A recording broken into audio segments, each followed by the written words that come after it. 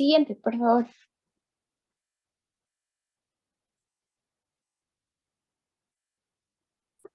Bueno, como definición vamos a tener que la enteritis infecciosa se refiere a la inflamación o a la disfunción del intestino que va a ser producida ya sea por un microorganismo o por sus toxinas.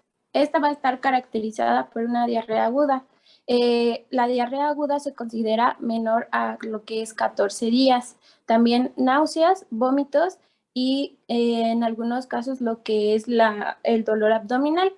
Y aquí como un dato que va a empeorar nuestro diagnóstico va a ser que se va a llegar a dar una deshidratación y también un factor que influye va a ser la malnutrición, que estos son como los responsables de que se pueda dar una elevada mortalidad en este tipo de enfermedad. Siguiente, por favor. Y bueno, en cuanto a epidemiología, en África, Asia y Latinoamérica se dice que fallecen hasta 5 millones de niños anualmente por esta causa. Y en Estados Unidos se registran más de 250 millones de episodios anuales por diarrea aguda y hasta 1 millón de hospitalizaciones y 600 muertes, bueno, 6,000 muertes al año. Siguiente, por favor. En cuanto a epidemiología en niños, aquí los lactantes y los niños pequeños van a ser como más probable a sufrir una infección por lo que son los rotavirus.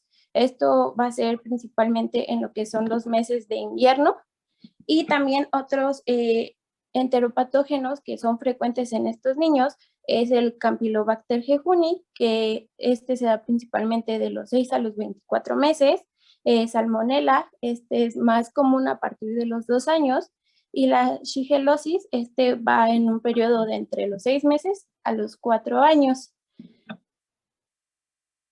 En lo que es la población adulta, pues lo más común, los agentes más comunes que se llegan a dar son los norovirus y va de un 50 hasta un 80%. Entonces la probabilidad de que sea por norovirus va a ser muy alta. También se puede dar por E. coli enterotoxigénico, en un 6%, también Clostridium difficile en un 1.5%, también bacterias enteroinvasivas de 0.04% y E. coli productor de toxina Shiga en un 0.002%, y pues en último lugar también tenemos a los protozoos, que es en un 0.002%. Entonces es muy baja la probabilidad, aunque no debe descartarse. En cuanto a la diarrea del viajero, pues hasta un 4% de las personas que llegan a viajar del mismo país y hasta en un 35% de las personas que van hacia el extranjero llegan a presentar lo que es una diarrea, ya sea durante el viaje o cuando van de regreso. Y aquí el agente identificado que se ha hallado más frecuentemente es E. coli enterotoxigénico. Esto principalmente si el país al que se viaja es en Sudamérica, y también se ha detectado lo que es Campylobacter jejuni, Shigella y Salmonella en los pacientes que viajan al sur de Asia. Y también se han encontrado algunos protozoos, como lo son la entamoeba histolítica y Cryptosporidium, pero estas son mucho menos frecuentes, aunque no se debe descartar cuando tienen cursos más prolongados. Y también tenemos la diarrea en pacientes hospitalizados que han tomado antibióticos. Esto pasa principalmente en los pacientes que han llegado a permanecer en lo que es el hospital por más de 3 días, o también en pacientes ancianos que han tomado antibióticos, y lo principal a a investigar o a sospechar es de Clostridium difficile, que es la más común. También se pueden dar citomegalovirus y también Mycobacterium. Y aquí les puse una tablita es sobre la etiología de la gastroenteritis en diversos grupos de la población. Está dividido en lo que son las bacterias, los virus y los parásitos. Y la población que es en niños de 0 a 5 años, en lo que son países desarrollados, en países en vías de desarrollo y en adultos. Y podemos ver que Campylobacter en países desarrollados, pues en niños menores de 5 años es hasta del 40%, o también por rotavirus, y se llega a dar también por parásitos en Giardia lamblia, y en adultos principalmente es por Salmonella. Siguiente, por favor. Y bueno, también vamos a tener lo que es la patogenia, que esto se refiere principalmente a los factores defensivos del huésped, y vamos a tener la acidez gástrica, la motilidad intestinal, la microflora intestinal, el moco, la inmunidad local y sistémica y la lactancia materna. Ahí déjale por ahí. Bueno, en cuanto a la acidez gástrica, se dice que pues la mayoría de las bacterias que llegamos a ingerir en lo que son los alimentos, pues no van a resistir al pH del estómago. Y por eso cuando tenemos estados de hipocloridria o acloridria, o cuando se está en tratamientos con fármacos que son antisecretores, pues nos van a hacer más susceptibles a sufrir este tipo de infecciones gastrointestinales. Y en cuanto a la motilidad, pues se dice que cuando los microorganismos ya como que han superado esta barrera de la acidez, van a ser pues aclarados por lo que es el peristaltismo intestinal. Y pues aquí ya la probabilidad de que las bacterias colonicen pues va a aumentar cuando esta motilidad va a estar defectuosa, como en pacientes que tienen alteraciones anatómicas como estenosis, o también en estados de hipomotilidad, y mencionaban algunos ejemplos como lo era la diabetes, o también en los frenadores de la motilidad, como podía ser opiáceos o loperamida. Y bueno, en cuanto a lo que es la microflora intestinal, pues se dice que va a dar, bueno, tiene un papel que es protector, porque produce pues elevadas cantidades del ácido láctico y ácidos grasos de cadena corta, que estos resultan tóxicos para la mayoría de los patógenos bacterianos, y cuando se altera, puede ser por los antibióticos, pues el organismo va a ser más vulnerable y pues nos va a llevar a una mayor probabilidad de la proliferación de estos patógenos.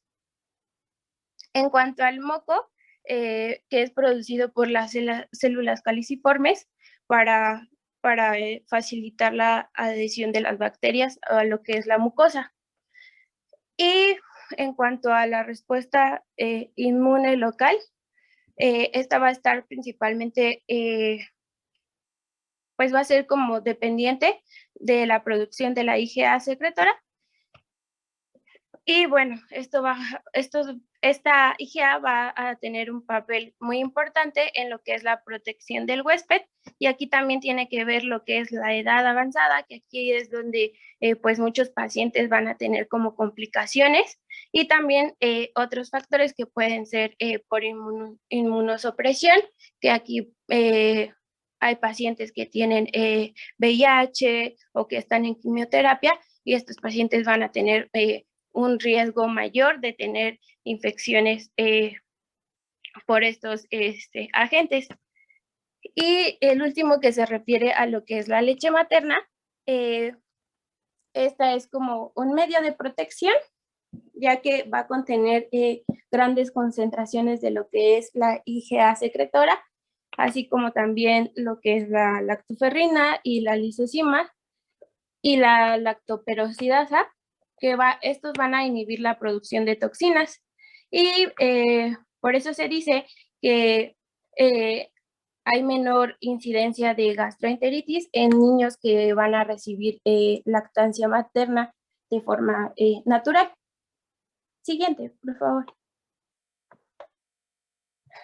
Y bueno, también tenemos factores microbianos, que principalmente se refiere a lo que es la adherencia, a la producción de toxinas, a la producción de citotoxinas y a la invasión de las mucosas.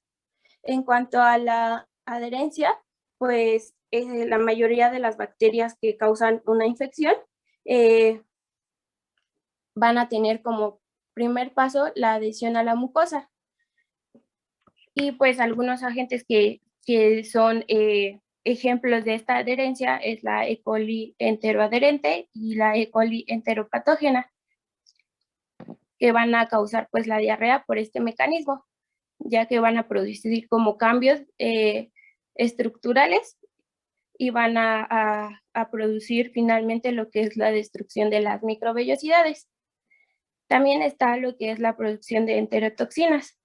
Y aquí las enterotoxinas van a alterar principalmente el transporte de agua y electrolitos, pero sin provocar cambios histológicos en la mucosa, como lo era en la adherencia. Y estas van a estar principalmente preformadas en lo que es el alimento, y esto nos va a dar como un corto periodo de incubación en comparación de las otras. Y un ejemplo, pues, podría ser Clostridium perfringens y Staphylococcus aureus. Y después tenemos a la producción de citotoxinas. Y estas citotoxinas nos van a causar lo que es una inflamación, una muerte celular y también una secreción intestinal. Y esta lesión se va a explicar por la inhibición de la síntesis proteica, las alteraciones en las uniones intercelulares y también en la depresión del ATP. Y algún ejemplo de esto puede ser Clostridium difficile, que también va a trabajar por este factor. Y después tenemos lo que es invasión a las mucosas. Pues algunos microorganismos van a invadir a lo que son las células epiteliales y van a penetrar hasta la lámina propia y van a crear una reacción inflamatoria y también con una ulceración de la mucosa, como lo hace Shigella, Salmonella y Campylobacter jejuni y también Yersinia enterocólica. Siguiente. Y bueno, en cuanto al cuadro clínico, pues los síntomas de una gastroenteritis infecciosa van a variar dependiendo a dos factores esenciales, que va a ser la primera, que es la condición previa del paciente. Esto es, pues, si no tiene enfermedades como diabetes, hipertensión, si es un anciano, si es un niño en las edades extremas, y también los mecanismos de acción del agente causal. Esto, como ya se los expliqué, se va a relacionar principalmente con la naturaleza del agente microbiano y su mecanismo de acción, como lo vimos anteriormente. Y aquí se van a distinguir principalmente dos categorías de enfermos, lo marca el libro. Esto va a ser en cuanto si la diarrea es inflamatoria o no lo es. Siguiente, por favor. Bueno, vamos a empezar con lo que es la diarrea no inflamatoria. En estos pacientes va a ser característico de una diarrea acuosa, pues por lo regular va a ser de gran volumen, no va a tener presencia de sangre ni pus, esto es importante, por eso no es inflamatoria, y también va a ser frecuente la aparición de lo que son las náuseas y los vómitos, y también el dolor abdominal, este puede ir de leve a moderado. y la fiebre en estos casos va a ser inusual o va a ser pues muy de bajo grado. Y en este tipo la diarrea va a estar mediada por organismos que se van a adherir al epitelio del intestino delgado, pero no van a causar una inflamación en la mucosa. Y pues por eso se dice que no se va a encontrar leucocitos en las heces. Y bueno, aquí los ejemplos que son más representativos de esta diarrea no inflamatoria van a ser los norovirus, que como ya les había dicho, se da en el 50 hasta el 80% de las enteritis infecciosas en lo que son los adultos, y la E. coli enterotoxigénica, que es la causa más frecuente en lo que es la diarrea del viajero. Y bueno, estas estos episodios de la diarrea no infecciosa pues van a tener un curso leve y se dice que se llegan a resolver hasta en menos de 7 días. Siguiente, por favor. Y bueno, esta va a estar, como ya se los había mencionado, va a estar mediada por organismos que se van a adherir al epitelio. Y bueno, esto ya se los dije antes. Siguiente, por favor. Y bueno, después tenemos a lo que es la diarrea inflamatoria. Estos microorganismos que causan esta diarrea inflamatoria van a principalmente afectar lo que es el colon y en cuanto a su mecanismo, se basa en lo que es la producción de citotoxinas o también en la invasión del epitelio. Por eso es que se van a dar lo que son fenómenos de inflamación y necrosis en la mucosa, y por lo tanto vamos a ver lo que son leucocitos polimorfonucleares en lo que son las heces. Y aquí pues algunos ejemplos principales van a ser lo que es la Shigella, la Salmonella, la E. coli enterohemorrágica, la Yersinia enterocolitica y Clostridium difficile y también entamoeba histolítica. Siguiente, por favor. Y bueno, dentro de esta inflamatoria va a haber como una subclasificación o un subgrupo que va a presentar frecuentes deposiciones de escaso volumen, van a contener moco, sangre y pus. También se va a acompañar de lo que es tenesmo, urgencia defecatoria, dolor anorrectal y bueno, aquí la presencia de este síndrome pues va a sugerirnos lo que es la existencia por una infección de Shigella, de virus de herpes simple tipo 2, gonococo, treponema pallidum, clamidia venereum y linfagranuloma venereum. Y bueno, principalmente se va a caracterizar porque la mayoría de estos va a ser de transmisión sexual. Pero como se les dije, este es como un subgrupo de lo que es la inflamatoria. Siguiente, por favor. Y bueno, vamos a hablar un poquito de los agentes más comunes. Y bueno, empezamos con la salmonela. Esta es como una causa muy frecuente de lo que es la diarrea aguda y van en cuanto a su transmisión, se va a ver favorecida por el contacto con productos de animales contaminados, como es la leche, el huevo, también carne de pollo o ternera, o con mascotas que pueden ser reptiles y anfibios. Siguiente, por favor. Después tenemos a Campylobacter jejuni, que se dice que es la causa más común en cuanto a gastroenteritis bacteriana, y esta se va a dar por contacto con aguas que no son limpias, alimentos contaminados, principalmente lo que es el pollo o aves de corral. Y bueno, aunque gracias. Y bueno, esta diarrea se dice que va a ser leve. En algunos casos se llega a prolongar hasta 2 o 3 semanas esta diarrea. Siguiente, por favor.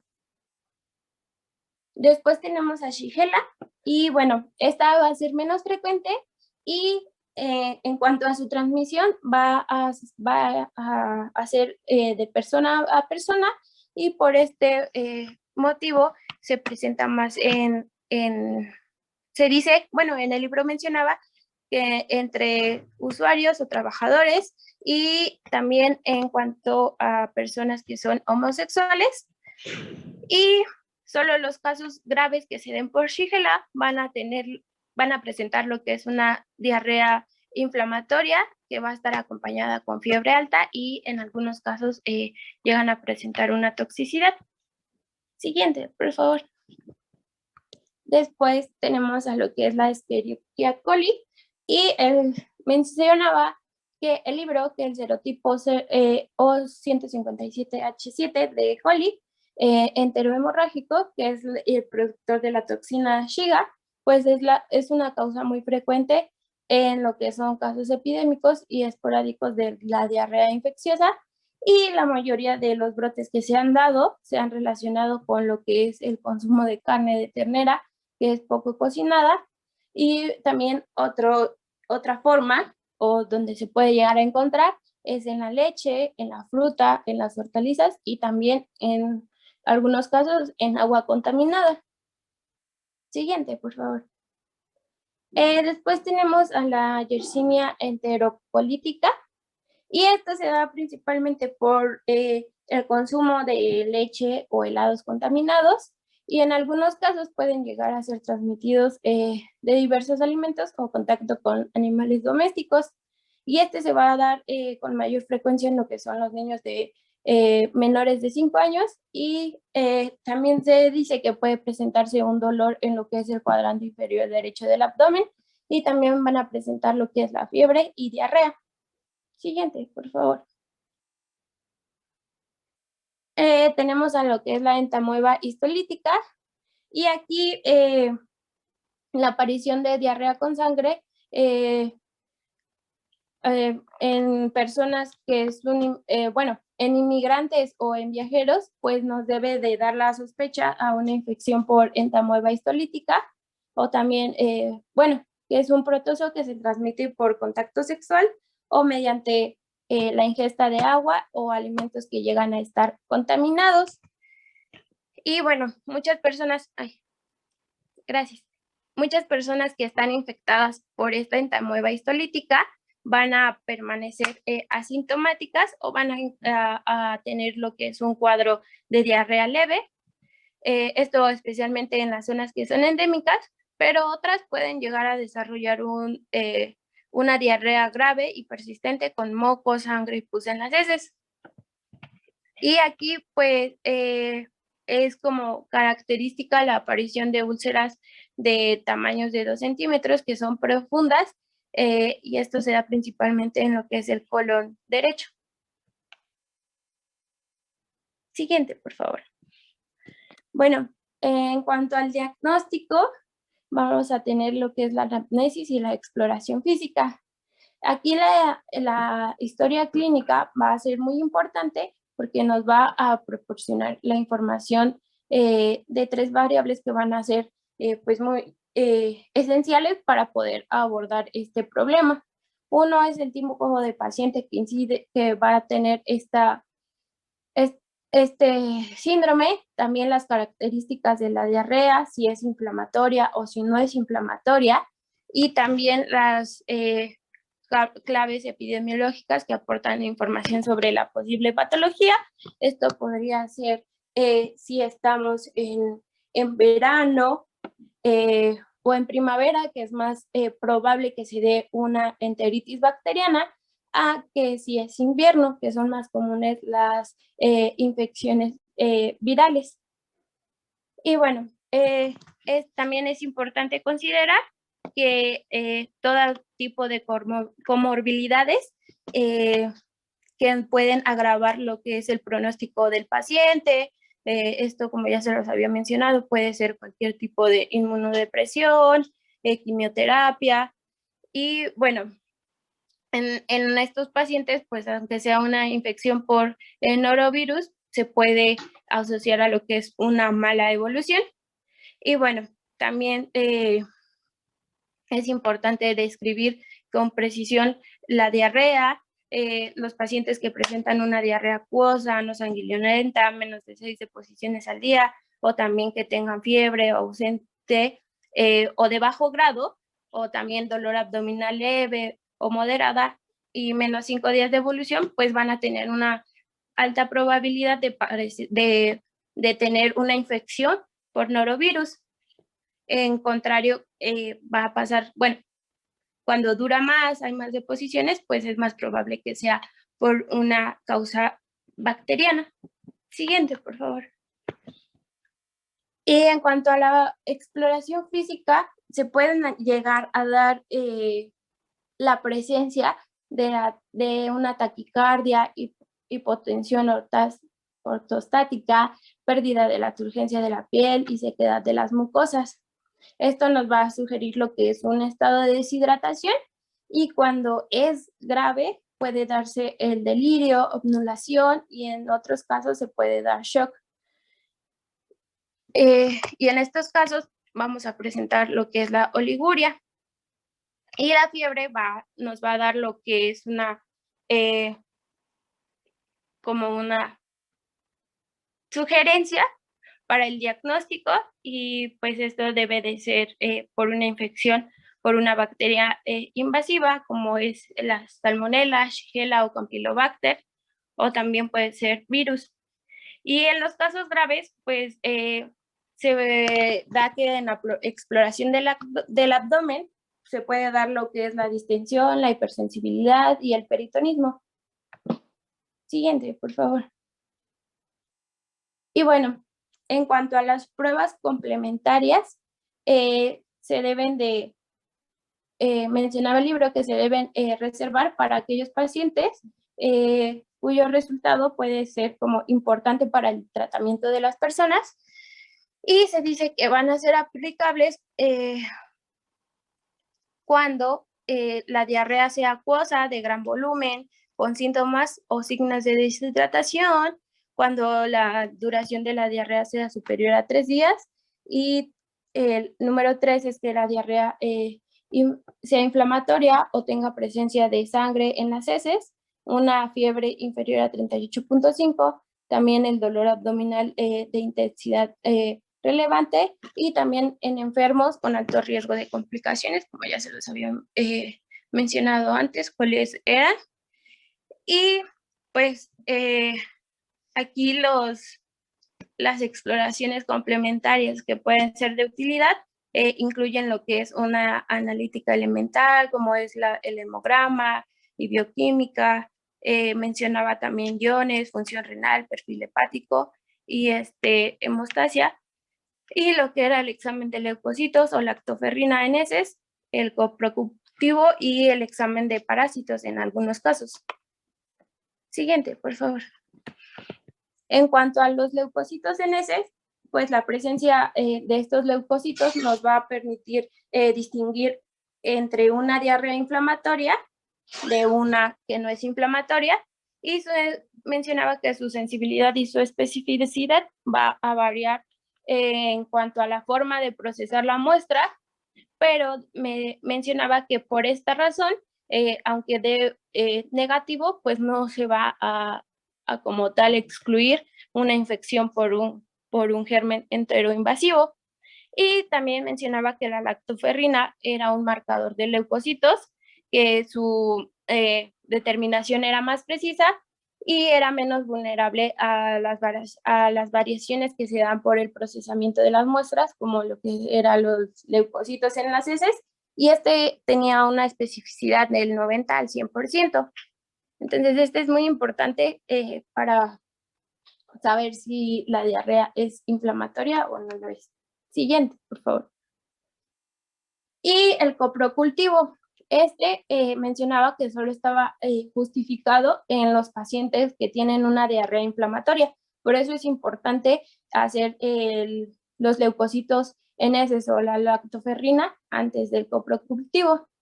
Y bueno, en estos pacientes, como se los había dicho, es justificado si tienen una diarrea inflamatoria, si son pacientes con inmunodepresión, también en enfermos con comorbilidades que incrementan el riesgo de las complicaciones, y en pacientes con enfermedad inflamatoria intestinal, y bueno, también en manipuladores de alimentos que requieren la confirmación de un cultivo negativo para reincorporarse al trabajo. Y siguiente, por favor. Y bueno, en cuanto al tratamiento, pues lo principal va a ser prevenir y corregir la deshidratación. Como ya se los había mencionado, en lo que son las edades extremas, es la principal causa de mortalidad, y también el mejorar los síntomas y controlar la infección. Siguiente. Y bueno, la primera medida que debe adoptarse es la rehidratación por vía oral. Y bueno, como lo había mencionado ya antes, esta deshidratación va a ser frecuente en lo que son los niños y los ancianos, y la Organización Mundial de la Salud recomienda la fórmula de rehidratación por vía oral. Esta se puede preparar o ya viene en sobrecitos, o en algunos casos pues lo podemos encontrar ya en líquido. Y menciona que se debe de hacer por 1 litro de agua, 20 gramos de glucosa, 3.5 de cloruro sódico, 1.5 gramos de cloruro potásico y 2.5 gramos de bicarbonato sódico. Y bueno, mencionaba también que cuando ya es una deshidratación extrema, pues era mejor lo que era la hidratación por vía intravenosa. Y en cuanto al enfermo llega a mejorarse, se va a iniciar con una dieta a base de alimentos blandos, como plátano, arroz, manzana. Y bueno, también hay que evitar, como mencionaba, el consumo de la leche. Siguiente, por favor. Tenemos el tratamiento sintomático, y mencionaba que la loperamida es el antidiarreico del que se tienen como mayores evidencias en cuanto a seguridad y eficacia, y su mecanismo de acción se va a basar principalmente en inhibir el peristaltismo intestinal y la secreción de agua y electrolitos. Y se dice que se puede dar una dosis inicial de 4 miligramos y después se puede continuar con una dosis de 2 miligramos. Siguiente, por favor. Y bueno, les puse esta, creo que no se ve tanto, es un diagrama de una diarrea aguda, sospecha por gastroenteritis infecciosa, y va a tener un tratamiento sintomático con más de 6 deposiciones en 24 horas, duración mayor a 3 días, deshidratación, fiebre mayor a 38.5, sangre en heces, dolor abdominal, intensidad, edad mayor a 70 años, comorbilidades graves y uso de antibióticos o estado de inmunodepresión. Sí, pues se va a hacer leucocitos en heces, y se va a ver lo de los cultivos, considerar estudio para parásitos, y también considerar lo que es la toxina de Clostridium difficile, y si es inflamatoria puede ser por Shigella, Salmonella, Campylobacter, y aquí se debe de iniciar el tratamiento antibiótico empírico en espera de los cultivos antes de que se tengan, y después pues se da el tratamiento específico ya cuando tengamos los resultados. Y si no es inflamatoria, pues se va a dar solamente el tratamiento sintomático para mejorar los síntomas de los pacientes. Y siguiente, por favor. Y bueno, esta tablita que les puse es para el tratamiento recomendado por Shigella, Salmonella, Campylobacter, Yersinia enterocolítica, Clostridium difficile. Y pues aquí viene el tratamiento y las dosis. Y siguiente, por favor. Y aquí vienen todas las demás. Y bueno, como ya se les había mencionado, esto va a depender de lo que nos diga el objetivo.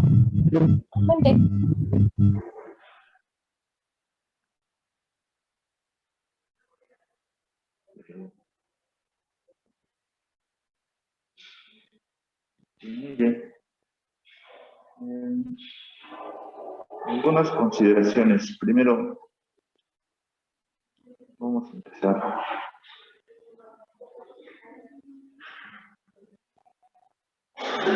Laisha, ¿cómo determinas Sí, qué tratamiento ofrecerles?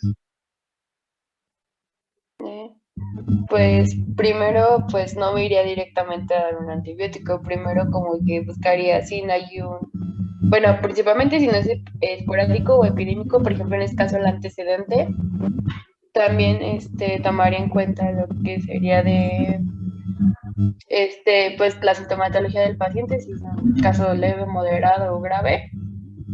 En este caso, por ejemplo, si dar tratamiento para rehidratación oral o intravenoso o también tratamiento sintomático.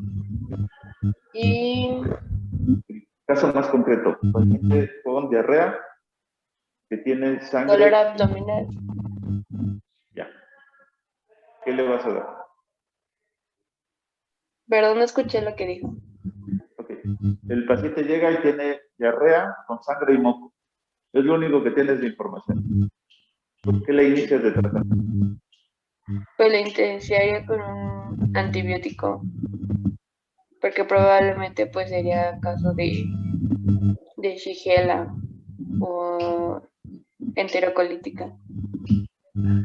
¿Qué tan frecuente es Shigella en nuestra población? Ah, bueno, no es tan frecuente. Yo no sé si les decía en clases anteriores, pero siempre primero vemos en quién es más frecuente, en los niños, en los adultos, en los viejitos. Luego, en qué género es más frecuente, hombres o mujeres. Y de ahí nos vamos derivando para ir descartando lo que es menos frecuente. En el caso de las diarreas o de la enfermedad que estamos viendo propiamente, bueno, exactamente las diarreas, lo que tenemos que ver es, uno, características de la diarrea. Aunque su compañera nos expuso una por una las patologías de los gérmenes, cuando llegan a la consulta es muy difícil que nosotros podamos determinar exactamente cuál es la etiología. Entonces tenemos que generalizar el tratamiento. Entonces, al final de la plática, su compañera les puso un cuadrito donde dice, si la paciente tiene tanta diarrea, es semero. Ajá. Si la paciente tiene tanta diarrea y tantos síntomas, nosotros nos tenemos que guiar para un lado o para el otro porque debemos sospechar de una o de otra. Ajá. Y de eso depende el tratamiento.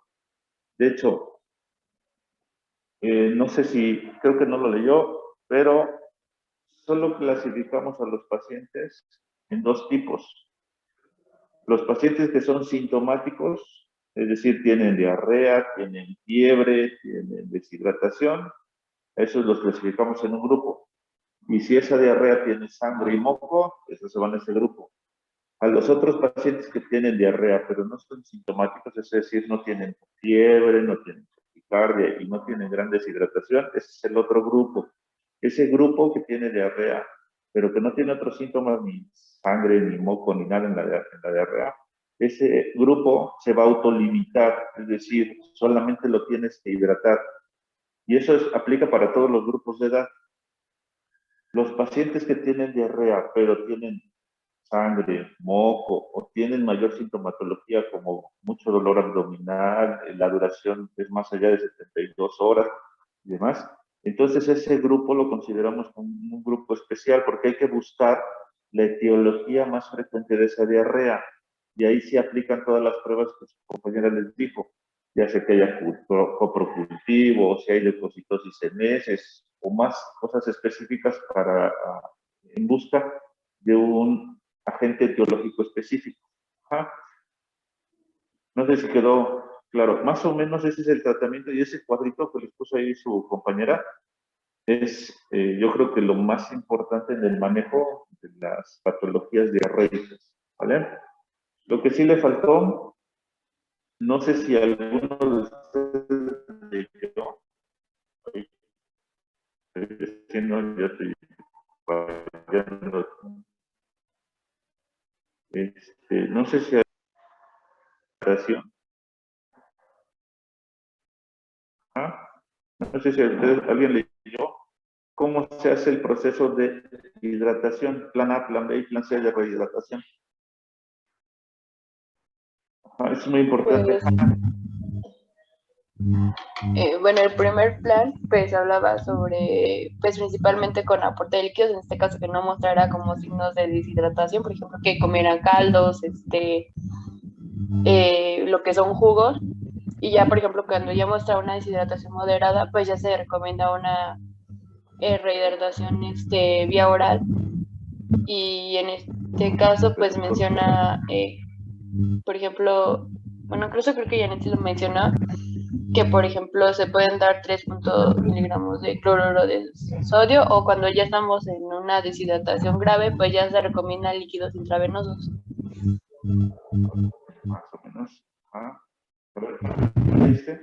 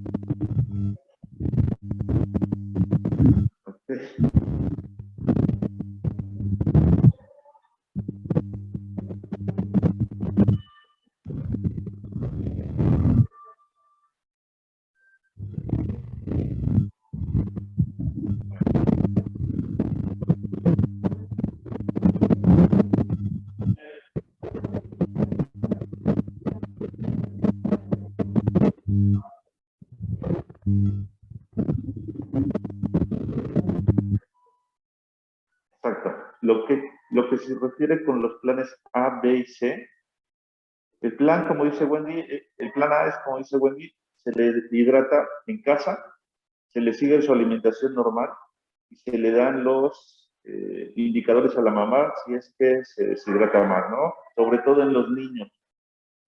Si se deshidrata, entonces pasamos al plan B.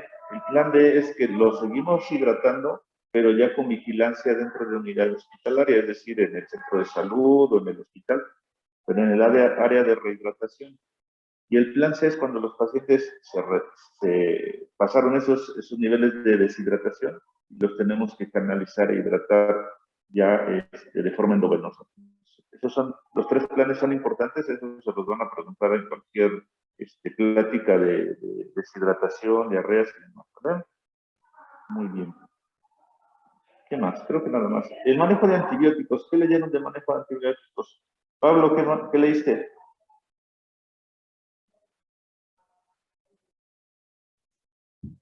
Bueno, pues en sí que el tratamiento es que va a depender del agente causal.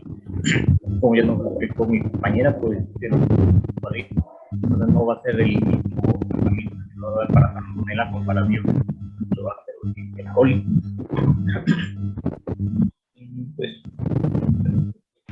sí, sería eso. Como, bueno, mi parte de leer la guía de práctica clínica, pero ¿Cómo determinas qué tratamiento exactamente da cada paciente? Porque tu compañera nos dio una lista enorme de antibióticos. ¿Cuál determinas y cómo lo haces? Bueno, es más que nada por el cuadro clínico. Y bueno, no sé si se tenga que tomar laboratorios o poco cultivos para determinar un antibiograma para determinar cuál es el agente causal.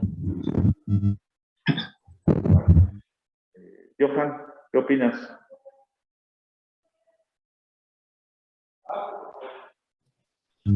Pues igual como nos debemos de ayudar un poco de la presentación clínica y en dado caso de tener estudios, pues si nos podemos ayudar a tener un cultivo o algo, pues estaría mejor para que el tratamiento sea ahí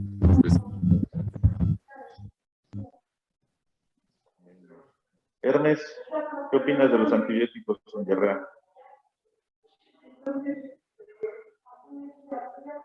Igual yo creo que lo ideal sería hacer lo que es el antibiograma, obviamente el cultivo también, y pues saber qué tipo de bacteria o pues está tratando. Flor, ¿qué leíste de los antibióticos en diarrea? Si me preguntan, no sé si soy yo. A ver, Flor, sí, Flor. Pues, o sea, como dicen, el uso del antibiograma está bien, pero pues si es de uso de emergencia podría utilizarse desde lo que son antibióticos de amplio espectro. Ya si no van funcionando, podría utilizarse el antibiograma para ya detectar cuál es el antibiótico indicado para la bacteria. ¿Sabes cuánto tarda un antibiograma, Flor? Me imagino, no exactamente, pero pues me imagino que no es de fácil acceso y pues tarda mucho. Por eso, pues yo digo que sería mejor utilizar antibióticos de amplio espectro. Okay. Si yo voy a tu consulta, ¿qué antibiótico me darías?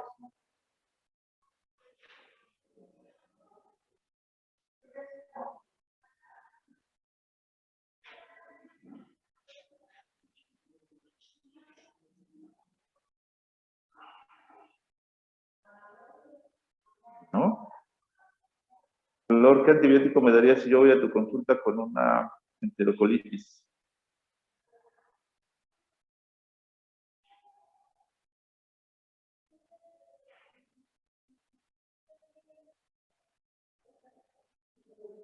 No. No, según yo estoy hablando y no tengo el micrófono prendido. Perdón. ¿Podría ser el uso de algún ciprofloxacino? Okay. Vamos a ver, Diego, ¿tú qué opinas? Ay, no. Diego. Disculpe, doctor, no le escucho. O sea, escucho mucho ruido. No sé si sea mi audio o... ¿Qué opinas, Diego?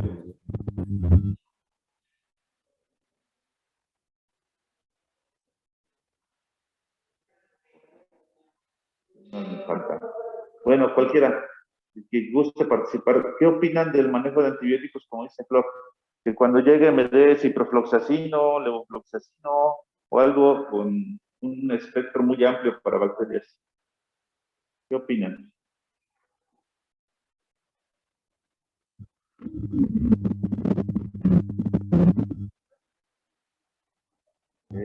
¿Quién más? ¿Qué más opinan?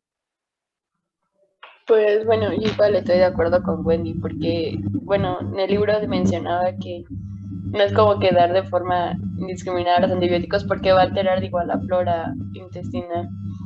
Entonces también podría condicionarnos a que se agrave el caso. Entonces como que también como recordar que no solamente puede ser causada por bacterias, sino también puede ser de origen viral. Muy bien. Decía, ¿no? Que si una presentación de disentería o diarrea post-severa de más de 6 depósitos de liga y eso estaba por el público, ¿no? Janet, ¿tú qué diste el tema? ¿Qué opinas? Pues creo que igual que mis compañeros, el dar como antibiótico puede alterar lo que es nuestra. En caso de, podríamos, se podrían dar otras infecciones por el uso de los antibióticos. Bueno, Pero en el libro que leí mencionaba las consecuencias del tratamiento antibiótico empírico. y hablaba sobre las diarreas que eran adquiridas en la comunidad y mencionaba el uso de ciprofloxacino, levofloxacino, pero bueno, decía que eso dependía del número de posiciones, la semana de duración, si había fiebre o si había sangre. Ok, algo muy importante que tienen que recordar es que la mayoría de las diarreas no es por bacterias. La mayoría de diarreas es por virus, sobre todo en los niños. El principal agente, si recuerdan lo que dijo su compañero, el principal agente infeccioso es el rotavirus en los niños. Entonces, aunque ustedes les den antibiótico o quieran hacer un antibiograma, seguramente les va a salir negativo. Y el antibiograma, para los que no se acuerdan cuánto tarda, más o menos tardan en crecer las bacterias 72 horas. Y para ser efectivo tarda hasta 5 días en obtener resultados. Entonces no vamos a esperar 5 días hasta recibir el resultado para iniciar tratamiento. En las diarreas, el principal tratamiento, les dijo su compañera, es la hidratación. ¿Ah?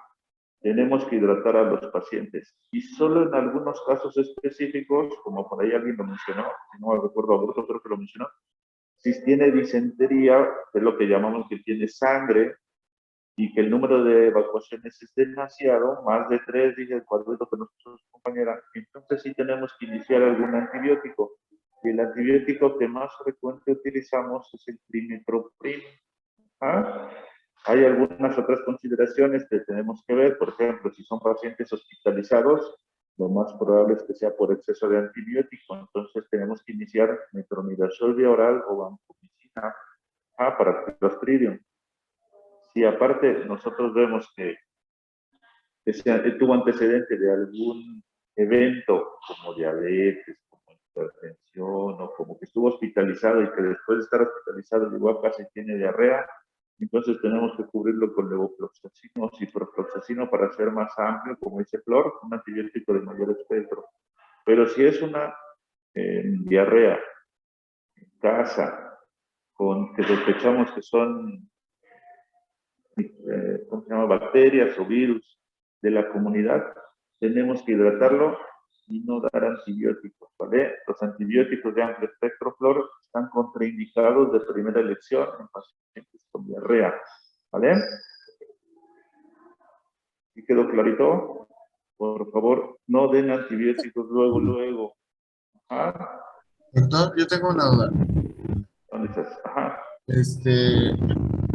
En la clínica, la loperamida estaba contraindicada. En estos casos, ¿qué tan cierto? Bueno, ¿por qué estaría contraindicado? A ver, ¿se cortó mucho? ¿Me repites? Que había visto que la loperamida estaba contraindicado en caso de diarrea aguda, pero ¿por qué sería? Sí. No exactamente está contraindicada. Todos los antidiarreicos tienen indicaciones precisas. Cuando nosotros sospechamos que la diarrea no es infecciosa, podemos iniciar dosis de antidiarreicos como la loperamida. El problema de la loperamida es que causa hilio paralítico. Entonces, en los pacientes que tienen diarrea y inician loperamida, lo que van a causar es un hilio paralítico. Y entonces los pacientes se ponen panzoncitos, muy distendidos, con mucho dolor, y entonces ya no puede desencadenarse el mecanismo de respuesta de nuestro organismo, que es la diarrea propiamente. Entonces, por eso no se les recomienda dar antidiarreicos, bueno, loperamida propiamente. Se les recomienda hidratar a los pacientes. Y ya que hayan mejorado paulatinamente, se puede iniciar algún antidiarreico como la loperamida. No están contraindicados totalmente, ¿vale? Solo en algunas ocasiones puedes dar loperamida, sobre todo cuando sospechas que no es infecciosa la diarrea. Por ejemplo, los pacientes que consumen gran cantidad de grasa en la nochecita, al otro día seguramente tienen diarrea. A ellos, lo más probable es que no sea infecciosa, la loperamida. Pero si el paciente llega con sangre, con moco, además náuseas, vómito y le das loperamida, le haces un bioparalítico y se complican los pacientes. Entonces, por eso no exactamente están contraindicadas, pero sí se tienen que hacer con cautela la administración. ¿Vale? Vale. Bueno, es un tema, yo creo que facilito, pero sí con ciertos detalles. Lo más importante es que hidraten a los pacientes. La diarrea más preocupante es en los niños, en los bebés y en los ancianitos. Cuando les toque, si es que les toque a su servicio social, les llegan muchos niños con diarrea. Lo más importante es que se hidraten. Es lo más importante. ¿Vale? Vale. ¿Dudas, preguntas? Nada. Vale, la siguiente clase es oclusión intestinal, si no mal recuerdo, ¿no? Sí. Vale, esa clase no sé quién le toque, si no yo la doy. El examen de la próxima semana es ya les toca su primer parcial. Lo vamos a hacer en la misma hora, a las 7:30, por favor. Va a ser a través de la misma plataforma que les mando los cuestionarios. A las 7:30, sin que traemos a clase, pues, les abro el examen. Ustedes lo contestan y se lo cierro a las 8:30, es decir, 60 minutos para que contesten las preguntas. A las 8:30 nos conectamos, por favor, y vamos a revisar las respuestas de este mismo examen. ¿Vale? Sí. Vale, pues. Órale, pues. Pónganse a estudiar, por favor. ¿Vale? Son temas relativamente pequeñitos, no creo que tengan mayor problema para leerlos rápido. Pero sí analícenlos. Hay puntos muy específicos que hay que considerar. Por ejemplo, hoy, la hidratación, no usar tantos antibióticos, solamente cuando están muy bien indicados. No les voy a preguntar signos y síntomas de cada uno porque es muy difícil que podamos determinar cuál es salmonela, cuál es Shigella, cuál es cólera y demás.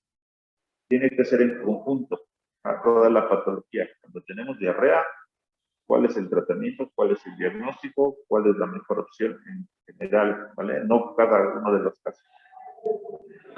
De actalasia, de reflujo, de cáncer, los signos y síntomas más frecuentes y cómo diagnosticarlos a través de un estudio que sabemos es muy específico para cada uno.